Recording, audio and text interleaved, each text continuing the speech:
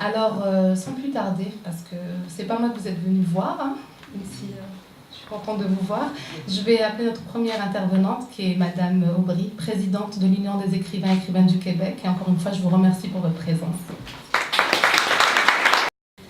Je voudrais vous souhaiter la bienvenue à toutes et à tous à notre très belle Maison des écrivains à l'occasion de ce bel événement. C'est ma première édition de cet événement, mais c'est la deuxième en fait, année. Je voudrais souligner la présence de nos partenaires, que Sarah a si bien nommé, donc je ne répéterai pas tous leurs noms, mais je vous souhaite la bienvenue. Encore une fois, merci de votre appui. L'Union des écrivaines et des écrivains du Québec est tout à fait, québécois en fait, est tout à fait heureuse de s'associer à cet événement. C'est un honneur pour nous. La journée Assia Djebar a été instaurée à la mort de l'écrivaine, survenue le 6 février 2015. Cet événement est né l'année dernière pour souligner le legs considérable de cette écrivaine francophone d'origine algérienne, qui était également professeure et cinéaste. J'ai été très frappée par son nom de plume. Assia, qui veut dire consolation, Djebar, intransigeant.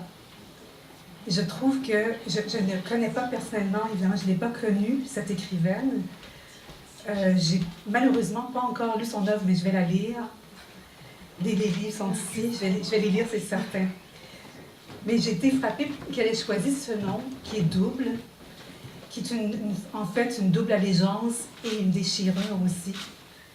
Et ça, je crois que ce nom l'a porté probablement pendant toute sa vie d'écrivaine et de cinéaste et de professeur également. Assia Djebar a été la première femme musulmane et algérienne à être admise à l'École normale supérieure de Sèvres en France. Elle a publié son premier roman, La Soif, en 1957. Depuis, elle a fait paraître plus d'une vingtaine d'œuvres marquées par son appartenance à la grande famille de la francophonie, son combat féministe et des sujets abordés tels que la mémoire, l'histoire et l'identité. L'œuvre d'Assia Djebar trouve naturellement écho au Québec, où tous ces thèmes sont prépondérants. D'ailleurs, elle est récipiendaire d'un doctorat honoris causa de l'Université Concordia. Assia Djebar a également enseigné l'histoire, la philosophie, la littérature et le cinéma, tant dans son pays d'origine qu'aux États-Unis et en France, tout en poursuivant l'écriture de son œuvre littéraire qui lui a valu des prix littéraires prestigieux, dont le prix Marguerite Yourcenar.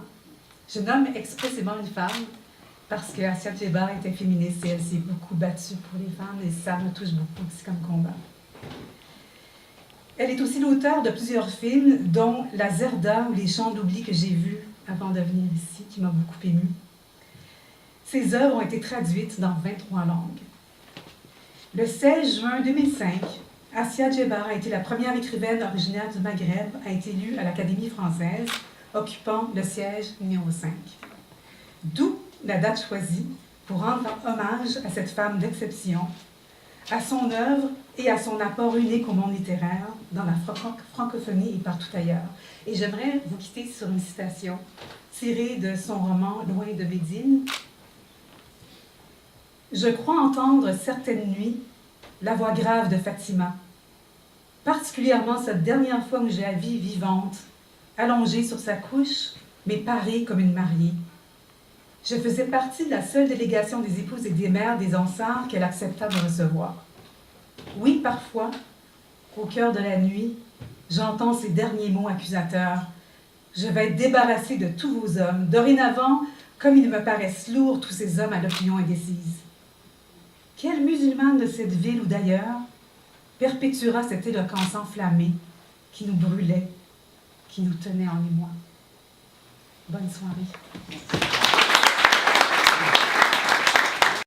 Merci Madame Aubry pour ces beaux mots, puis surtout merci d'avoir rappelé un peu le parcours extraordinaire d'Assia Djebar et tout ce qu'elle a pu apporter non seulement à la cause féministe, à la francophonie, à la littérature et aussi au patrimoine culturel algérien et littéraire universel. Donc merci beaucoup.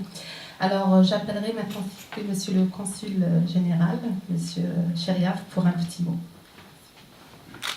Merci d'avoir répondu aussi nombreux. Je pense qu'il n'y a pas meilleure façon de rendre hommage à cette immense écrivaine que de rappeler son parcours, sa contribution aussi bien à la littérature qu'à d'autres arts que sont le cinéma, le théâtre et autres.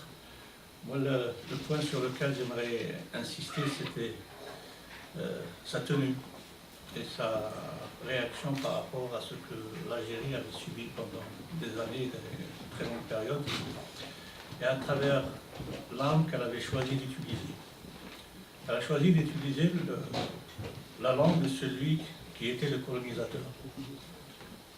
Non pas pour attaquer, non pas pour incriminer, mais juste pour essayer de comprendre et de transmettre. Ce message, elle a su le faire de manière éloquente, tout en se projetant sur un avenir auquel elle a toujours cru. L'avenir de son pays, l'avenir de toutes ces causes auxquelles elle croyait et qu'elle défendait. Aujourd'hui, je me réjouis de cette initiative, d'autant plus que je vois l'adhésion qu'elle a suscitée, je vois l'intérêt qu'elle a aussi su naître ici, au Québec, où elle n'était pas si connue que ça, jusqu'au moment où une initiative a fait qu'effectivement ces œuvres ont été diffusées en Amérique du Nord de manière générale. Je suis persuadé que cet héritage est entre de bonnes mains, qu'il y aura de plus en plus d'adhésion et que son nom, sa marque seront consacrés ici aussi bien au Québec qu'ailleurs. Je ne doute pas de l'adhésion encore plus grande que ce grand personnage se crée autour d'elle et de sa personne. La particularité de l'événement ou la commémoration de cette année, c'est qu'elle sera poursuivie demain par une autre marque de célébration. Et je suis persuadé que l'écho n'en sera que plus large.